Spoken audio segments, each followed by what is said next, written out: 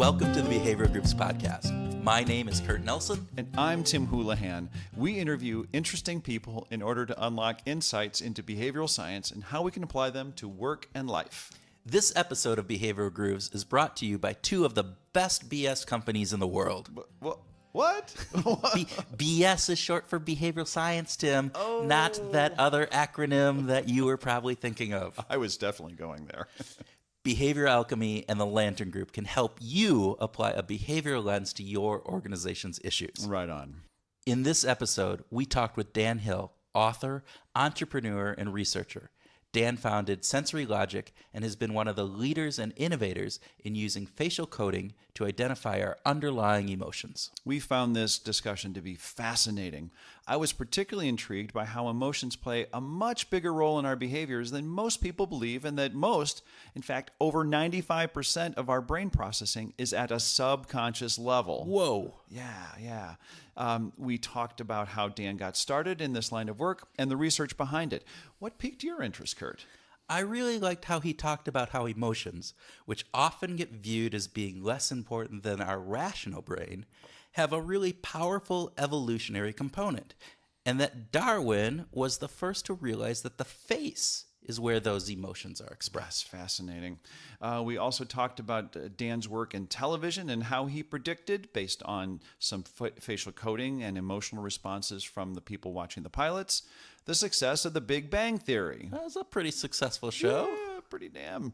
So we also spent most of our time talking about the 7 emotions that are universally shared, and not to be a Debbie Downer, but most of those emotions are negative. You're a Debbie Downer. Yeah. Okay, but what was your favorite part?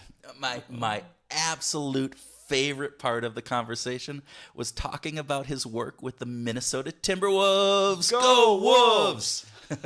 Where he was identifying some of the underlying emotions of potential players and how they would fit or potentially not fit with the team. Mm-hmm. That was, Timberwolves, man. It was great. But then we meandered into famous musicians, which of course you liked, right, Tim? You bet I did. That was just terrific. Dan's research for his new book called Famous Faces Decoded, a guidebook for reading others, by the way, which will be available September 12th, 2018, showed some underlying emotions of famous people, and lots of them were musicians, which I particularly liked. Turns out Dan's a big Beatles fan, and he and I were surprised by this idea that George Harrison's a lot angrier than we thought. Mr. Love and Love and Peace. Care. Yeah. All that transcendental meditation stuff. Pretty angry guy, actually. Wow. Yeah. It was really a fascinating conversation, and I think that you, our listeners, will enjoy. And if you do, we have a favor to ask. Please share this with others or write a review. It really does go a long way in spreading the word about behavioral grooves. And with that, please sit back and enjoy our captivating conversation with Mr. Dan Hill. All right, I think we're set. Okay. So we are recording. Dan Hill, welcome to the Behavioral Grooves podcast. Thank you so much. Yeah, thanks for coming. Yeah. In our beautiful studios today. As you always talk about, Tim. I love the studio. I love this space. I really do. So, Dan, our listeners may or may not be familiar with you. For those of our listeners who are not familiar with you, your work in facial coding is pretty damn big. You've done a lot of work in it. What would you want our listeners to take away to say, this is what you should know about Dan Hill? The first key thing is that facial coding is going to transform our society. We are already in the first stage of what's called face recognition. You may have seen a lot of coverage in the last couple months. For instance, there is a company in China that is the first billion-dollar company in this field. It's what The Economist is calling the facial industrial complex. The facial industrial complex. Wow. So they are using face recognition from anything as benign as saying, did you really go to church on Sunday, to being able to check into amusement parks based on face recognition. But it's also going to be used for things, and already is being used, for instance, in China, where they're monitoring people at political rallies, dissident events, and so forth. So they're using these superpowers for not good intent sometimes. Yes. So this is, Both face recognition, which is the first stage, and facial coding, which is emotion recognition, which is the second stage. Both of these, I think, can be used for good reasons, but they can both be used for rather evil reasons. And unfortunately, I don't control those circumstances. No. But and this goes back a long way, right? This, if I, I've been doing my work for 20 years. Yeah. What happened is I got really lucky one day, and someone I knew at IBM sent over an article from a now deceased Cornell University publication called American Demographics. The article was about the breakthroughs in brain science and how much we are emotional decision makers. Okay. I essentially said to myself, no shit. Of course we are. Exactly. Just look at the National Enquirer headlines, road rage. You can go any place, and this is pretty evident. But in the business space, we have worked from a really rational perspective. We have hung on ridiculously to Rene Descartes' I think, therefore I am, which is essentially the biggest lie going in Western civilization. A lot closer to reality is I feel, therefore I am, rather than I think, therefore I am. Why? So the article alluded me to all of this. Well, let's start with a really basic killer statistic. The conservative estimation, 95% of our thought activity is not fully conscious. 95%. 95%. This is from neuroscientists. This is from neuroscience. In reality, it's probably 98%. So what we're aware of in terms of what motivates us and drives us is just the tip of the iceberg. And so the bulk of that, what sunk the Titanic, is below the waterline, and human beings are only dimly aware of that. So that blows it up right away. So the component of actually getting into the prefrontal cortex and those aspects with every other input that's coming in is such a small, minute component of our overall brain functioning element that, that's just amazing. How do you convince people that what they're thinking isn't close to 100% of all that they're perceiving, and what they're aware of is close to 100% of what they're thinking? Well, you can throw a whole litany of articles and scientific studies at them, but for those who don't want to believe, they won't believe, which to my mind just proves we're emotional beings. So it's kind of a circular argument at some point with those who are stubborn. But if they'll listen to science, if they'll simply look around them, I think the evidence is pretty strong. And these days you got awards being given to like Daniel Kahneman for behavioral economics, obviously. I mean, there is so much that's developed in terms of momentum over the 20 years that I've done this work. And your work has been on the facial coding side of this more than the facial recognition side. Is that right? Certainly. In my case, I was looking for the article in the Cornell publication was great, but it didn't give me a tool. Mm-hmm. And I happen to be the son of a 3M executive who was in charge of 3M printed Post-it notes, production, sales, and marketing. He was an engineer by background. He's basically a finance and process guy like so many executives. So I knew from the get-go that if I was going to make a living from this, I mean, it was intellectually exciting, but to make a living from this meant you were going to have a process. You were going to have a methodology.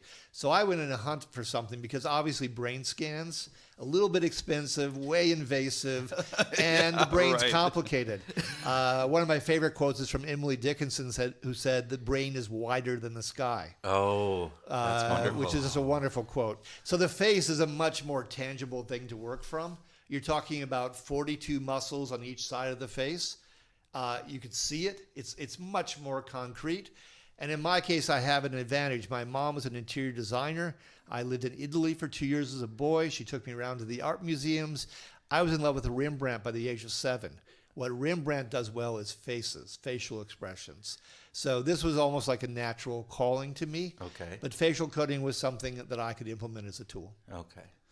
You are incredibly well read. By the way, just this is maybe this sounds like a fan kind of a gushing kind of comment, but I love how you interject all kinds of interesting stuff. One of the quotes that you have on your site is the J.P. Morgan comment, the observation that a man makes a decision for 2 reasons: a good reason and the real reason. Yes.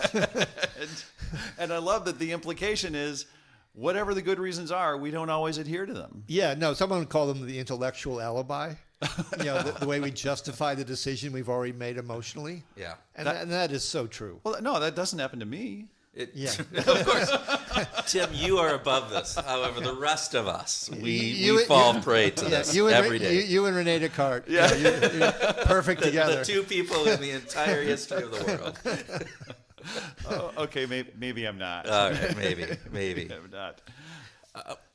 So one of the things that I found really interesting is some of the work that you have done with this, and in particular about TV shows. And we were talking before we started recording about some of the work you did with Big Bang Theory. Can you help us understand a little bit about what you do with that in particular, that type of work, if you can? Sure. First of all, the way facial coding works is we need to be able to see faces, whether we're working from video or in person. So in this instance, Dave Poltrack at CBS came to me and said, we've got 5 new shows for the fall.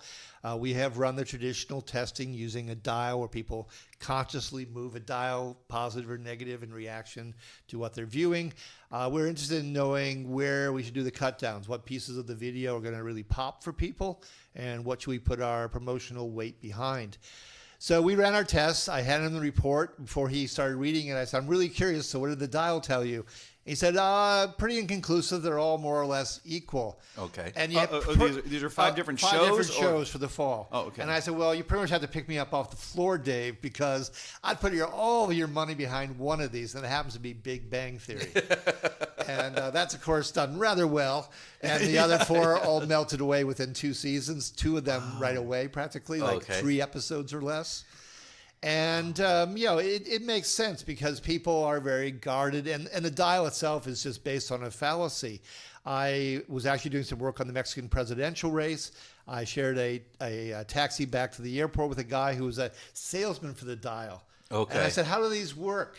And he said, well, if they don't move the dial, we assume they had the same emotional response as the last time they ever moved the dial. That's a big assumption. That's a big assumption. So in other words, if you forget to move the dial, or as one executive said to me in Connecticut, he said, I love advertising. I was in one of those tests once. They said to me, move the dial. Yeah. I said, I've forgotten to move the dial. So I started moving it a lot. I don't know if it meant anything, but I started moving it so they wouldn't scream at me again. So, that's a big gap. Well, and it's also reflective, right? Because you have to be actually, again, to your part of the emotional response versus that cognitive, to move the dial, you have to think about that. So it's a reaction. And that's the next thing, time delay. Yeah. I mean, so I'm off I asked the guy in the taxi, I said, well, what's the time delay? He said, well, we estimate it as 2 to 3 seconds on average. I said, well, so in other words, it could be 1 second, it could be 7 seconds. Yeah. And he said, yeah. So tell us how facial, the work that you do, the facial coding component of that. So how does that work then when you're looking at these television pilots? Sure. Well, the most basic thing is that Charles Darwin was brilliant. And Darwin's essentially the antithesis to, Rene Descartes. Okay. What Darwin said, well, emotions must matter to us. Otherwise, they would have been weaned out of us over the course of evolution. They must give us some survival advantage. So then Darwin, being, the observer that he is, said, okay, so where do we pick up emotions? How do we signal emotions? And he came to realize that in the face, we best communicate and reflect our emotions. And one of the reasons is it's the only place in the body where the muscles attach right to the skin. What? So it's quick, real-time, unfiltered data. So it's the opposite of the reflective, time-delayed dial. It is boom, it happens to us. And these are the 42 muscles in the face. These are the 42 muscles in the face. They're connected directly to the skin. So directly to the skin. Instantaneous. Instantaneous. And Wow. unfiltered. You can camouflage, you can throw the smile over your negative reaction to somebody or someone's joke. Yeah. So you can try to go poker face, but if you know what you're looking for and you pay attention, any expression will be very much like a wave breaking on the shore. Okay. It gathers, it has a peak, and it dissipates and goes. You should look for that rhythm. If the expression comes on too fast, lingers too long, goes off too abruptly, those are all signs that something's wrong. That it's fake. Yeah, basically. that they're playing games with you. That's fake. Yeah. In your blog, you do a fair amount of checking out the current topics in the news, Yes. photographs from major events, just for the sake of a recent event, President Trump and Putin in Helsinki. I think you had some interesting observations about that. Yes, yeah. The blog is called Faces of the Week, and Putin, first of all, is someone I've looked at many times over. He's fascinating. He tends to smirk a lot. Okay. He has, it makes sense when you're a former KGB guy, he has no trust and no respect essentially for anyone and anything. Wow. That's what contempt is about. If you say that trust is the emotion of business, contempt is its opposite. Okay. And that's Putin's currency. That's Putin's currency in heavy doses. But he has two other emotions, one of which was absent. Actually, both of them were absent in this case in Helsinki. He's very angry, particularly about the West and encroachment and not feeling like Russia is respected. He also has a lot of fear. I mean, he, after all, has all his oligarch friends. They're getting older. There's no succession plan. I don't think Putin dares ever leave office because he's very wealthy, and a lot of people would like to chisel in on his estate. Oh. So when I normally watch Putin, there's a lot of anger and fear, but he must have absolutely got what he wanted in that private 2.5-hour meeting, because he came out smiling, which is very rare for Putin, and he came out with a lot of smirking going along with it. So he was just a happy camper. Oh my gosh. Oh, isn't that's just so? I just have to ask, what's it like to look at the world? I remember the very first time that we met after reading Body of Truth, and I was thinking, oh man, I'm gonna be walking into this meeting with Dan Hill, and he's gonna be looking in my face, and he's gonna know exactly how I'm feeling, and it was disarming, and I was nervous, and I was like, okay. I just kind of had to let go of that. I have had more than a few meetings where about 3 minutes in, when they understand what I do, they said, just a minute, and then they swivel their chairs so I'm facing their back. And then they said, now we can keep talking.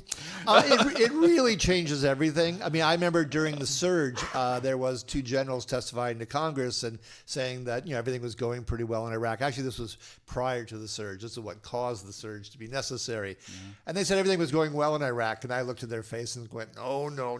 This is it's a shitstorm." Obviously, and their faces told that story. They did tell that story. Yeah. Wow. I mean, if you've never been lied to in life, congratulations. What I love about facial coding is that actions do speak louder than words, and this facial muscle activity are expressions. It's activity. It's things happening on the face. It's just more subtle and not a roadmap we're used to utilizing. Well, we did another podcast with Todd Fonseca, who talked about micro expressions, which I think is very, and he has trained and teaches people on micro expressions. So it's basically it's that type of work that you're doing and being able to take into that's the subtle version of facial coding. So micro expressions refers to expressions that flit across the face very quickly. We're talking about like 1/5 of a second. Mm-hmm. Or alternatively, we could say that we're talking about the entire country of Japan. Okay.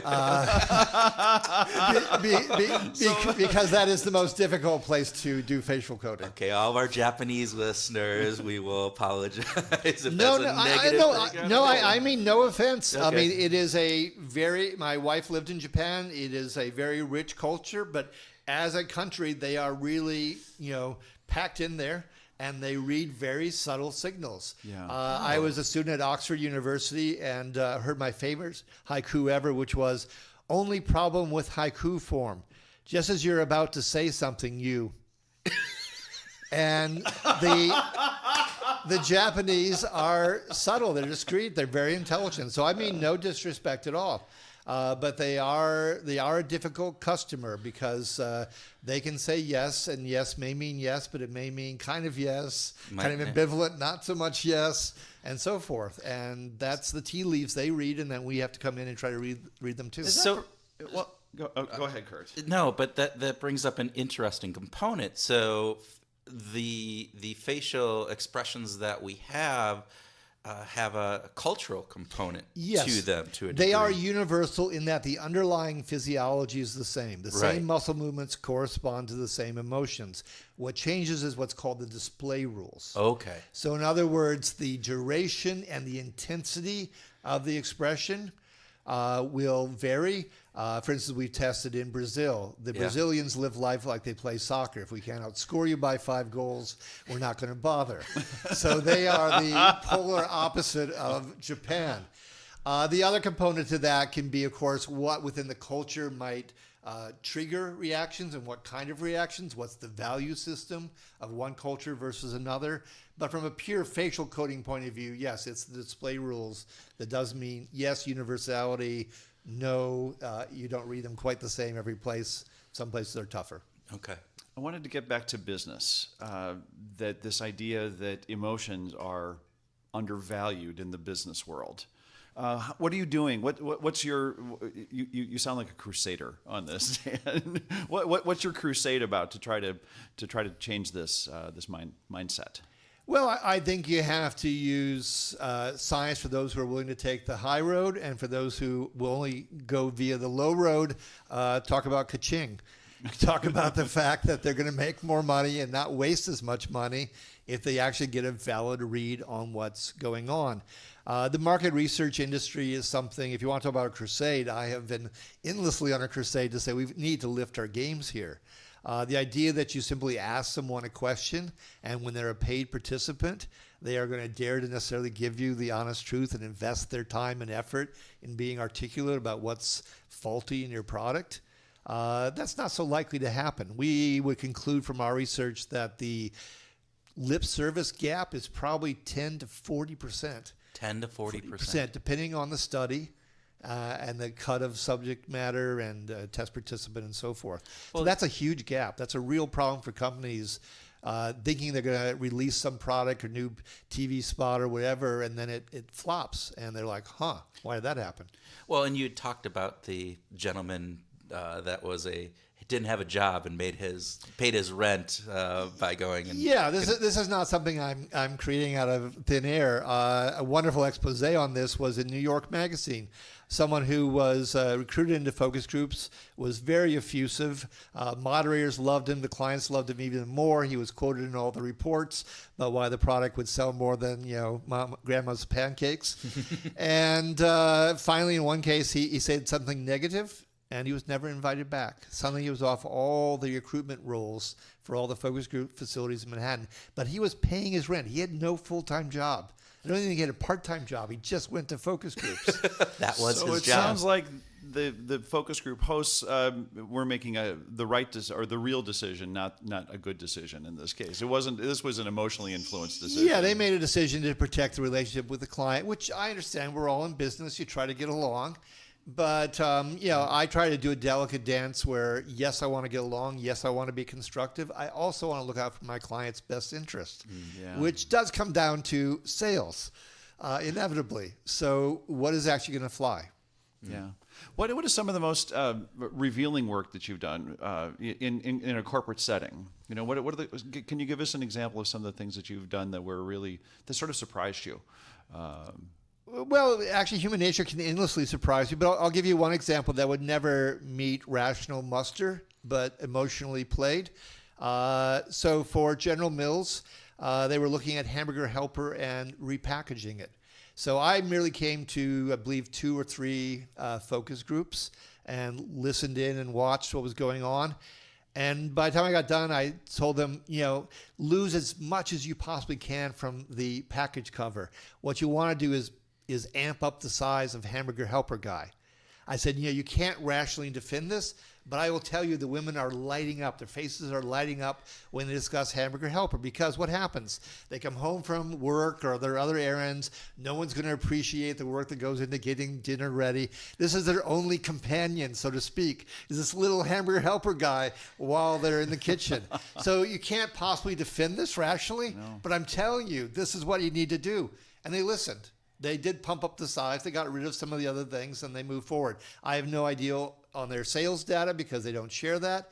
But that was the one thing that lighted up for people. That is interesting. How did you isolate it? How did you isolate Hamburger Helper guy on everything that is on the cover? That it wasn't the nutrition facts or the picture of the fabulous looking meal. Sure. Well, I wasn't the moderator, but they did move them through the different elements, and they were like board.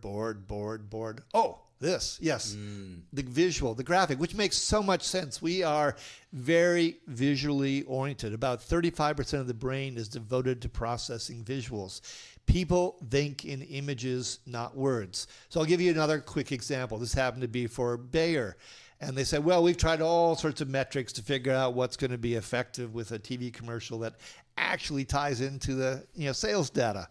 So we finally found one. which is that I coded the actors in the TV spots looking to see how authentic their emoting was. Because there's very little worse emoting going on than in pharmaceutical ads. The patient who is dying from this or that and suddenly so joyful because the product works and the doctors showed up and the savior and so forth. Are you saying they should hire better actors? Yeah, hire better actors. And I have nothing wrong with, yes, if the drug can, transform someone's life, I totally support that. I am not being flippant about it for 1 second. But the commercial's the vehicle. And if the acting's bad, if you don't trust the acting, do you trust the efficacy of the product? Yeah. There's going to be a transference going on there. How good are we at detecting the bullshit factor? That when we see the ad, that we know that there's something disingenuous about the emotions. I actually think we're pretty good about it. We were testing for somebody else, a company down in Texas, and people, when the commercial had smiles that I felt were more genuine, had a better rhythm to them, people did not have an adverse reaction. But when it was not a natural smile, hung around too long, for instance, contempt seeped in, resistance, which is anger, would come into the picture. In other cases, people will just drop out of a commercial. So let me give you one other favorite example, because you were asking about people's reactions and things I've seen. So there was a commercial for Kraft. I don't mean to pick on them, but this is a mistake that other people can make. They had a commercial that was two Caucasian women in heaven. So they're dressed in white. The clouds are white. The appliances are white. And the product is, kind of creamy off-white. So you have white on white on white on white. Nobody could see anything. The only color in the spot for like 15, 18 seconds was a blue spatula. And people emotionally dropped out of the commercial. Oh my God. Because if I don't see it, I don't feel it. And there was no color contrast going on in the commercial. How the ad agency managed to make this mistake, I can't imagine. But, the old joke is half my advertising dollars wasted. Mm-hmm. I don't know which half. I know exactly which half. these 18 seconds right here. Fix it. Well, and you said, 30% of our brain is targeted to the visual component. Yes. So it's a huge element that is that element's really ancient. Yeah. And the next most ancient part of the brain is the emotional part of the brain. Yeah. We're talking like 500 million years old and 200 million years old. The rational part of the brain is 100,000 years old. Yeah. It does not have first mover advantage. We feel before we think. Yeah. And we probably won't bother to think if we don't feel. Yeah. And if we think too much, we're not going to get around to feeling. So, there's so many ways you have to play this game differently than it's usually played. So I know you've done some work with Tim in the past, and it was in regards to looking at a check versus looking at some rewards. Some of it was travel, some of it was merchandise. Tangible versus the abstract payoff as a salesperson to incentivize you to get out there and close more deals. And the finding there was go with the tangible. We've got eyes. We have hands. There are so many studies that show if you go into a store and you touch a product, it's in your cart. If you get to that tangible moment where you actually lay hands on it, it's for real. Well, I can visually project myself putting my hands around the product. I can imagine myself lying on the beach in the Caribbean. The check, well, that's great, but it's abstract, and you have to go through a whole process of how am I going to spend it? Am I going to fight with my spouse about how we're going to spend it? Are we going to put it in the savings account instead? It just doesn't have the same sort of immediacy. The joke that has to be explained to you in life is never as funny as the joke you just get. Oh, yes. And the joke you just get is, it's tangible. That was a really fun project. I also I was just reminiscing that when you came to when we started talking about the results before we presented them to the client, you were just so obvious. He was like, well, of course this is what happened. Of course. And then we presented them to the client. They're like, really? Yeah. I remember the client going, I'm not really sure if this is really statistically significant. Like, oh my God, this stuff is built on tons of good science. Yeah, no, I mean, the face is just par excellence. It's got the universality, it's got the immediacy. We also have more facial muscles than any other species on the planet, which makes a lot of sense because human beings are social beings. The point where the brain evolved, took another step, was essentially when we transformed from being nomads to living in villages. Yeah. Because the point we started living in villages, we were interacting more. We had to read the signals in other people's faces. Our brain essentially kicked in and said, we got to go to another gear now. And companies, large or small, are villages, and you have to navigate all those dynamics. Can you tell us a little bit about what there were 7 basic there emotions? There are 7 emotions. And so help us understand Yeah, what those are. let's run through them quickly. So you got happiness. As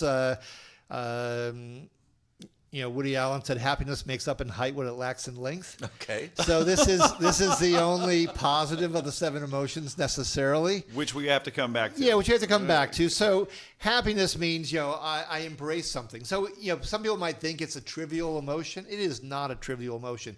Do I embrace your offer? Do I buy it? Do I put it in the cart? Do I marry this person versus, no, I don't want to go on a second date? Do I have hope? Because in business, you're always selling hope. Right. And so hope is essentially happiness deferred, but you hope for not too long. Okay. So that's the first one. But there's a downside even to happiness. You can be what I call a joy bird. That's one of the things I refer to in my new book. Okay. It's one of the forms of happiness. You index really high on joy, the highest level of happiness. Well, if you get too happy, you get kind of oblivious because you think everything's sailing along well and you don't need to pay attention. So that's the downside. The upside of happiness is you can be more creative, more inventive. There are studies that show that you get to superior brainstorming solutions more quickly if you're a happier person. You also tend to live longer. Happier people tend to live longer. I would say from the Beatles, for instance, so I happen to be a big music fan, look at the 2 who are still alive. Those are the 2 happiest Beatles, Ringo Starr and Paul McCartney. Yeah. These things work out sometimes. Yeah. So you got happiness. Then you have surprise, which is really a neutral emotion. Okay. Because it happens really quickly to you. And so essentially it is, okay, I got a new car for Christmas. That's a positive surprise. That's the curiosity factor for human nature. Negative surprise is, I had a new car accident on the way home from work. That's not so welcome. And the truth is, human nature pretty much is geared to considering change and surprises as a watch out and negative. We have to adapt to the change. Think about all corporate clients. What do they say to their vendors? Now, no surprises.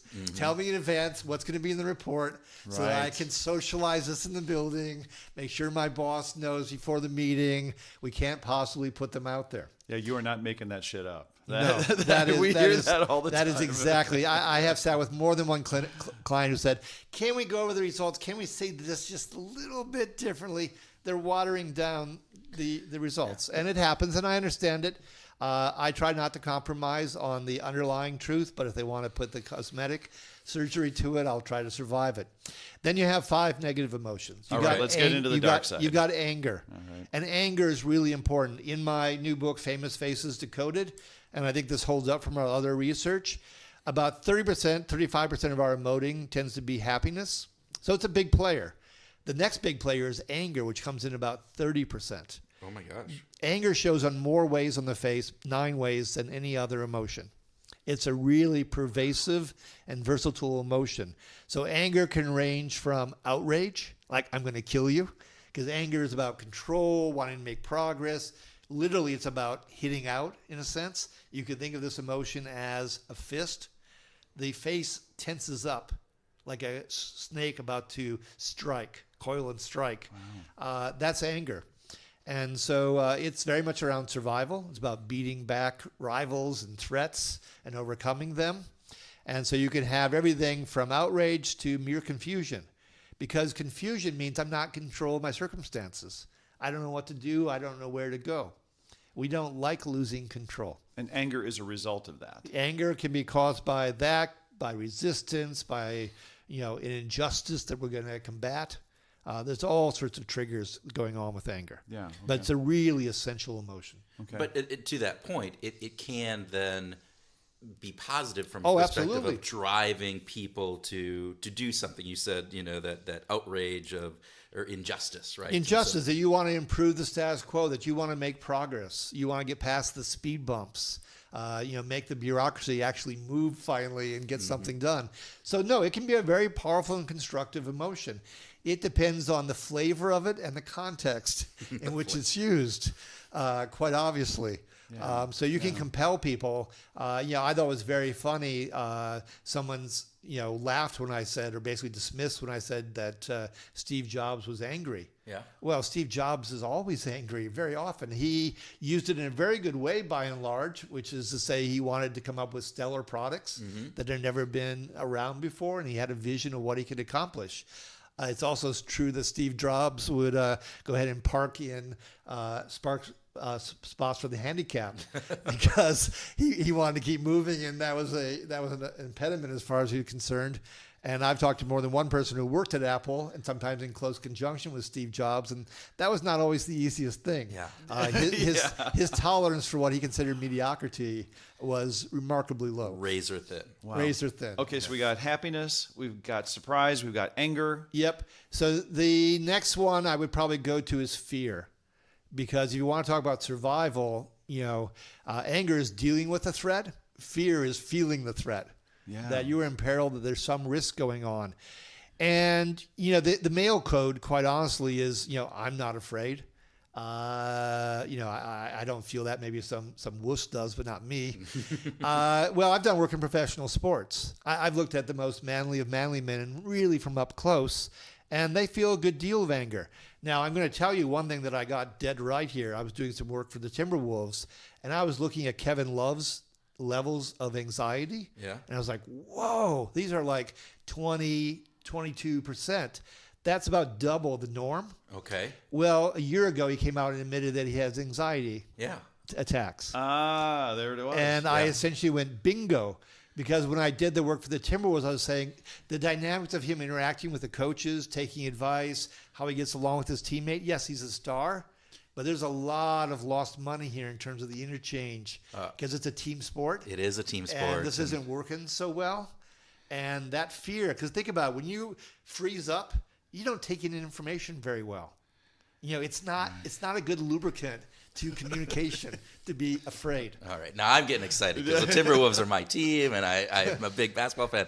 So going to the Timberwolves now, and I know you did that work. Obviously, Kevin Love hasn't been on the team for a number of years, but now they have Tom Thibodeau, who is their coach, who is by all means, and I would tell us, seems like a very angry coach in screaming at his players and different things. I don't know if you've done anything recently or just kind of any work there that you could share. Well, I've looked at him anecdotally, but Yeah. I did have front page coverage in the New York Times because I was hired by the Milwaukee Bucks the season that Andrew Wiggins was in the draft and going to be taken very high.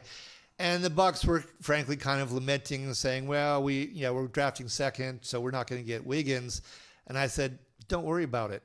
The truth of the matter is that Wiggins looks kind of insecure, a little bit afraid. He's tentative. Yeah. I said, yes, he'll score his points, but he doesn't have what I would call, emotionally speaking, broad shoulders. He's not someone who's going to carry your team to a championship. So you're not going to get him anyway, but don't rue the day. Yeah. Move on, look at your other options, see what can happen. Very cool. Okay. Happiness, surprise, anger, fear. Then we need to move to sadness. Oh. And sadness is a very powerful and helpful emotion at times, for compassion, for empathy. This index is higher for women than men. This is really the blind spot for guys. And I think you could go back on an evolutionary basis. The guys were out on the hunt once upon a time. You need to be moving. Sadness slows you down, both literally and psychologically. So if you're on the hunt, being slow to catch the antelope is not a big benefit. And you're not going to make a lot of friends on the hunt by saying we got to go more slowly. And your belly's going to be empty. Yeah. And think about the women in the campfire. If they're making the meal, attending to the child, they really want to know how the child's feeling. If the child's in some pain, feeling downcast, how do they make those kinds of connections? So it gets poo-pooed, like you're a downer, no one knows if you're down and out, all those kinds of things, sad sack. But this is a potentially a very helpful emotion. But we'll go back to sports and the Timberwolves one more time. So Kurt is beaming here for our listeners. Kurt is just beaming. So at one point, the Timberwolves brought in a 6'6" forward from the Knicks, Randolph. Yeah. And I said to David Kahn, "Oh no, don't do this." He said, "But he's perfect, 6'6". He can play like 3 positions."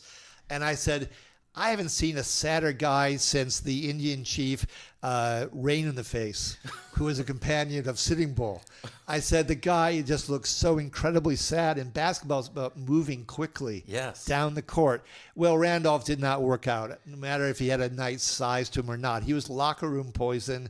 He didn't score a lot of points. He just didn't have the motivation, the oomph to make it happen. So I'm not degrading sadness, but you have to look at context and what attributes it brings and what it doesn't bring. So you brought up an interesting thing. He was a locker room poison, right? And so emotions are contagious. They indeed are. And so when you're looking at some of the stuff, or when you're bringing in teams together, you're looking to say, what are those? Happiness can be contagious, but the same thing can be said for sadness or anger. Or fear. You really have to look in this case at where the Timberwolves were at that point. They were a pretty sorry team. Oh yes, they were. They were going to lose a lot of games. Oh yes, they did. So you needed some way to buck up. So having someone who was a sad sack in the locker room was not positive momentum to overturn that situation. I think there's other moments, like LeBron James does show a fair amount of sadness, but he shows also anger and disgust and happiness. So he has emotions that offset that. Yep. And the sadness in his case tends to be disappointment, like in a teammate. Lift your game, do better than that. So that's sadness, but with resolve. Sadness is just melts into, oh, poor pathetic us, is not going to bring you a championship. No. Well, and I know if you looked at the fans during those times, you would have seen a lot of sadness in the Timberwolves on their faces during those games.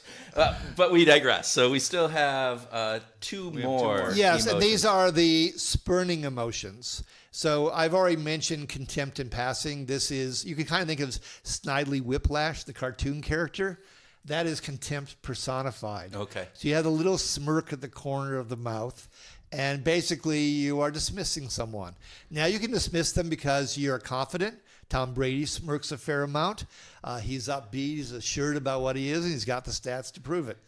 But you can also do it just because you're kind of an ornery cuss, and you just aren't very nice to people. Anybody come to mind? Oh, all sorts of people come to mind. The president's daughter, for instance, indexes very high on this particular emotion. Oh, okay. On contempt. Yes, Ivanka. Donald, on the other hand, goes to the other spurning emotion, disgust. So disgust in a literal sense means bad taste, bad smell. Your nose wrinkles, your upper lip curls. It's as if something is poisonous and you want to get away from it. So Donald happens to be a germaphobe. Yeah. So disgust and him being a germaphobe go together perfectly.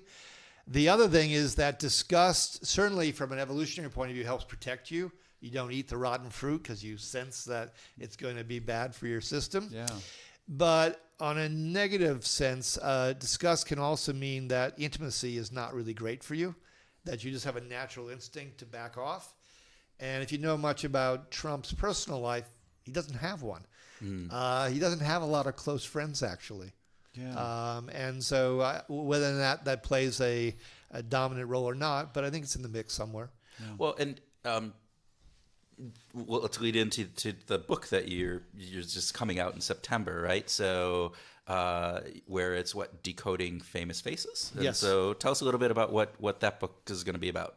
Well, traditionally, as a market research, I've tended to look at large blocks of consumers. Sports is an exception. A basketball team's got a small roster. Thank you. So it's a lot of fun to dig into it. But I really wanted to pivot to individuals because individuals are absolutely fascinating. One of my favorite quotes is from Soren Kierkegaard, who said, "Out of the twisted timber of humanity, no straight thing was ever made." So the warp and the wood of any given individual fascinates me. So I went through and I took 173 celebrities over 4 generations. So we're going back to the silent generation, people who came of age in the 30s and 40s and 50s, right up through millennials. I took everything from Hollywood to sports to rock stars, famous business CEOs, media types. Put them all into the mix and said, let's see what indexes, high and low, and what the patterns are. There were a lot of surprises for me, and some of them are actually almost embarrassing. And I say that because I'm a big Beatles fan from earliest ages. Not until I became a facial coder did I realize how angry George Harrison was. I kind of went with the George Harrison of, Love and Peace and all of that and all the nice soft songs from later on. No, George indexed really high, especially among the Beatles, really high on anger. George worked really hard to learn his guitar leads. It didn't come naturally to him. He was no Eric Clapton. So fortitude took him forward. But he was someone who always wanted self-control, autonomy. He hated school. He hated the dynamics in the Beatles because Paul and John were the closest to. They had the songwriting credits. They didn't even tell him that they had written a songwriting deal for the credits in London. Because suddenly John and George weren't quite as close because lo and behold, they weren't giving George as many songs on stage because the songwriting credits was another income stream for the two Beatles. Yeah. And Ringo Starr noted this. He said, I'm a little wary around George because, he can pack a punch and he can be ornery. And so, Ringo was pretty easygoing, but George, he realized, was not so easygoing. Well, you've afforded us an advanced copy of Famous Faces Decoded, and it is really great reading. I was especially interested in this difference between the way people voted on sort of the popular opinion compared to what was actually there's a difference between what the general public sees and what you actually what I did is I surveyed several hundred people. And I gave them, I didn't give anyone, all 173 celebrities. So I gave them, I basically parsed into 3 groups. And I gave them the different emotions. And they could vote on what they thought were the 2 dominant characteristic emotions per celebrity. These are people that they probably rooted for, know very intimately. And the accuracy rate was about 36%. Yeah, so this is the question in my mind is if we're pretty good at detecting the bullshit factor, how is it that in this facial coding exercise, the general public's only 37% accurate? I think because we look without seeing. And so I think when we have a real specific element like a TV spot and it's put in front of us and we need to concentrate on it because we know we're about to have to answer 18 questions from the focus group moderator after viewing it, now we'll zero in. But a lot of times we look without seeing. So, I missed, for instance, George Harrison being so angry. I looked at all those photographs for all those years, granted before I was a facial coder, but I never really picked it up. Elvis Presley, to go to another musician, that upper lip that curls in disgust. Mm-hmm. Like, I'm out of here. I mean, I mentioned in the book how this worked great for Colonel Tom Parker. Presley didn't want to deal with the money aspects at all. Parker was eventually taking 50% of all the earnings of Elvis Presley because Presley would sign contracts without reading them. Oh my gosh. He'd just say, where do I sign? And Colonel Tom Parker would put it in front of him. But for Presley, probably in part because he was spurned as white trash growing up in Memphis, socially, he didn't really want to interact with people. He was going to be cool on his own terms, and that was kind of it. Well, and maybe some of that disconnect, right, is a rationalization too, right? You were saying, hey, I'm a Beatles fan. I love the Beatles. You want them to be. You come with a preconception. Yes. I mean, I thought about all the songs from the late Beatles era and right after the Beatles broke up, and they're all love and peace songs. Yeah. So I think that probably colored my sense of who this guy was. Yeah. We do it all the time. Yeah. So it is fascinating. We have both a good bullshit detector in some sense, if we'll just use it, and then we also have this real backing off. We want to think things are rosy. We don't want to exert ourselves. Again, that's not me. I don't know. Who are you talking to? No, but there is that anchoring factor of coming into something with preconceived ideas about it, and regardless of the truth that's out there, the reality, we tend to shape the way that we think about it, so that 3 to 5% part of this is actually then coming back in to say, yeah, but we'll rationalize it away or discount it some way, or purposely ignore it to a certain And there's degree. two really obvious reasons from evolutionary psychology point of view. First of all, we want allies. So our first most basic thing is we want survival. So we want to get close to people and hope we're accepted and we'll accept them. And so you overlook some things. The second one is, Freud wasn't completely stupid. Pleasure principle. Yeah. We want to feel good about ourselves. Wasn't my joke funny that I just told? Sure it was. You laughed, right? Even though that laugh was half-hearted and probably, yes, to your point, fake. Yeah. Smirking. Yeah. So, it could be a smirk instead of a smile. And those two show very similarly on the face. A smirk and a smile, They do. Yeah. They're both at the corner of the mouth. Wow. Okay. So just what's the difference between a smirk and a smile then? The corner of the mouth, rather than going out and up more, is more tightly angled, and there's a tension to it. In the smirk. In the smirk. Because Okay. actually, the traditional view of a smirk is that it combines anger and disgust. The disgust is, you lied to me, you're beneath me, I'm dismissing you. The anger is, I'm going to take retaliation for those factors.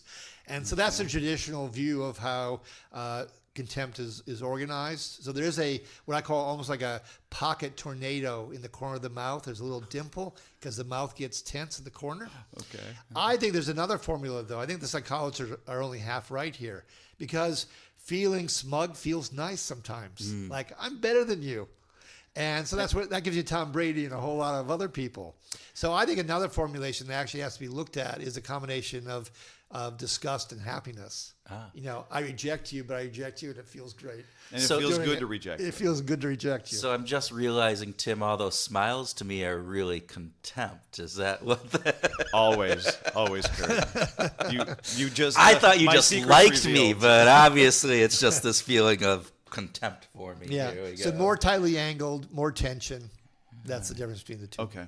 Okay. good. So we do like to. This has been a great music conversation, by the way. You've been basketball and music. And we music. couldn't ask It's for pretty better great. for us too. But let's talk about what your experience has been like then becoming a facial coder, seeing George Harrison being this angry guy. What does that do to? How does that impact or inform you about his music? How do you listen to George Harrison today, knowing what you know, or any artist? I mean, because man, I was looking at the list, and There's a lot of there's a lot of there. anger. Beyonce, Yeah. Dylan. Chuck Berry, John Bonham,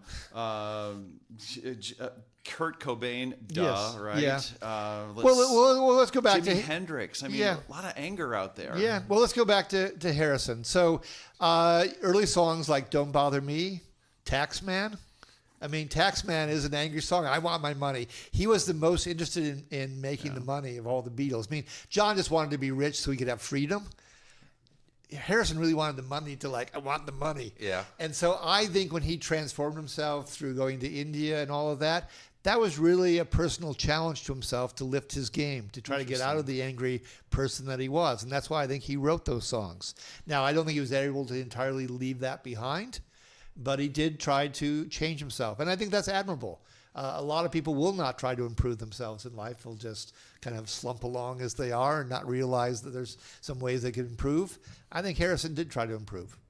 I also heard him in an interview after he got back from India and all the work in transcendental meditation, and how he was supposed to be really centered and really focused and really able to sort of shed all of the stress. And he was talking to Dick Cavett, and Dick Cavett said, "So did it work?" He said, "I still get nervous before I go on stage. I'm nervous right now talking to you."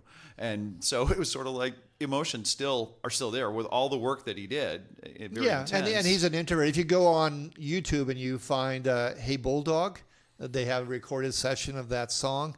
Sometimes they try to make it hard to access it, but you can watch Harrison glower at John and Paul when they're at the microphone, whooping it up together, and he's just off with his guitar. Absolute anger. Wow. Dan Hill, thank you so much for being our guest today. It was my delight. This has been our delight as well. So Yes. this is really fun. We will be pitching your two new books coming out. This is really great that you've got stuff coming out in September. In September, yes. Yeah. So just want to make sure it's September 2018, depending on when you're listening Yes, to this. it is September 12th, 2018 that the 2 books will come out. Great. And highly recommend it. Again, we've actually had advanced copies, and we're just loving them. So thanks very much, Dan. My pleasure. Thank you. Welcome to our grooving session, where Tim and I groove on what we learned from our Behavioral Grooves interview, have a free-flowing discussion on some of those topics, and whatever else comes into our pumpkin heads. It's a little early for pumpkins. Hey, I was, okay. But by the time this gets out, who knows? It might just be Halloween. So Okay, fair enough. Pumpkin heads. So Tim, what did impressions from the session with Dan? So much, man. We covered so much ground. How about China, the facial industrial complex? The ethical, we can just rant on that. We can just totally rant on the ethical thing on that. Bad actors, good actors. There's a $1 billion company that is focused in on facial recognition. Yeah. And the ethics of that, right? Where he was talking some of the components from everything of going to the amusement park and various different things. Yeah. But you could also take that in so many different ways. It really is Minority Report or whatever, where you start getting into identifying who and where and when and what, and that can be really scary. Right. So maybe the ATM doesn't need a PIN in the future, that it's just a facial recognition, much as our phones are becoming that. So like there's some cool things, but the idea of, everywhere you go and there's a camera on you and you get spotted because you haven't paid your parking ticket from 2 weeks ago, and the coppers are rolling along and they pull you over and the heat's on you and it's all about the man, and I'm going to stick it to the man, and I don't know how I got off on that, but right, there's all these. I mean, the opportunity for bad actors to act unethically on an infrastructure that is based on facial recognition is very high and really scary for me. It really is an interesting component, and we've had a lot of these ethical conversations in regards to applying behavioral science into some of the new technology that is coming out. This one is almost more of just an ethical component from the technology's ability to be able to recognize people anywhere and everywhere. It could get even worse, I think, if they start bringing in some technological components to the coding of this moving forward. So yeah, you are out in a public place and you're not only being recognized, but your facial emotions are being decoded. Yes. You're listening to a speech by a presidential candidate and your facial expressions are being immediately decoded that then go back into what advertisements you see going into your Facebook or other account. At the moment that my face is revealing a particular emotion. So if Google can recognize it, not just the difference between a tree and a house in a photograph, but they can recognize a colonial house or a Spanish house or a Georgian house or a ranch house. What's next? In facial coding could easily be something that could be algorithmically determined. It could be, and I think there's the potential for that to be used in unethical ways, both from an advertising perspective, but also from a Big Brother perspective. You could take this, again, I'll go back to Minority Report, right? Where, all of a sudden I see that you're encoded with anger. And do I then think, oh, well, given your history and various different things, we need to take you in for questioning because you just left the bank, and why are you angry? And or you're going into the bank and you're angry. Are you going to rob the bank and fearful? Yeah. So I think there's a lot to be potentially fearful of. And yet, is this a fait accompli? Or is it just what? Is it just the future that lies ahead that we're fated to exist? I mean, people were really scared about automobiles and felt, when automobiles were new on the scene, it was dangerous, and the Well, and the printing press and a The variety of printing press, technological advancements in the world. And yes, and we've had again this conversation. But is this the same thing? Like, are we going to figure it out well, ethically, appropriately? I think it's just something we need to. We will. It will happen. The world. We don't hold ourselves back, right? As much as we try, the world and technology continue to grow, expand, move forward. I think we need to be thoughtful, though, and think about the potential impacts that these kinds of technological advances have. Are we thoughtful enough? That's the question. Are we thoughtful enough? It goes back to some of the components around, applying the big 5 factors to your Facebook likes and then using that. Yeah. And how thoughtful were we on that going into it? And does it take some type of calamity in order for us to actually pay attention to it? And oftentimes I think we tend to, as humans, our behavioral bias is that we need that calamity in order it has to really be big and vivid and extreme and all that stuff. Okay, thank Debbie you. Downer I know. again. Here we go. Okay, Starting off. So I can't imagine there was anything in the conversation that you really liked. But I just loved a lot of things, but to go off and not be Debbie Downers on this, one of my favorite quotes was, "Happiness is not trivial."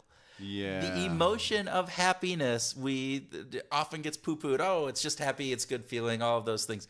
But happiness, to his point, drives a lot of our decisions and how we respond. And from a business perspective, will we do business with somebody? Because he talked about happiness being aligned with hope, and that hopefulness, and you do business with trusting and hoping, and all of those factors. Absolutely. We walk into our corporate settings every day. We walk into the office with the belief, with the expectation that job is going to be there at the end of the day, and tomorrow, and tomorrow, and tomorrow, and tomorrow, and tomorrow, right? And that is a sense of hopefulness.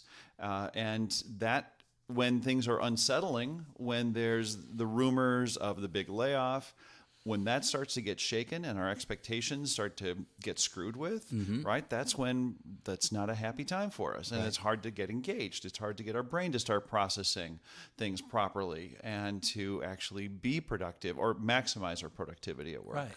And he talked about, the businesses sell hope, but we also have to sell hope internally to make sure that there is that engagement in various different things. And so I think that is really was interesting for me, and I found it refreshing. What did you think about the positive and negative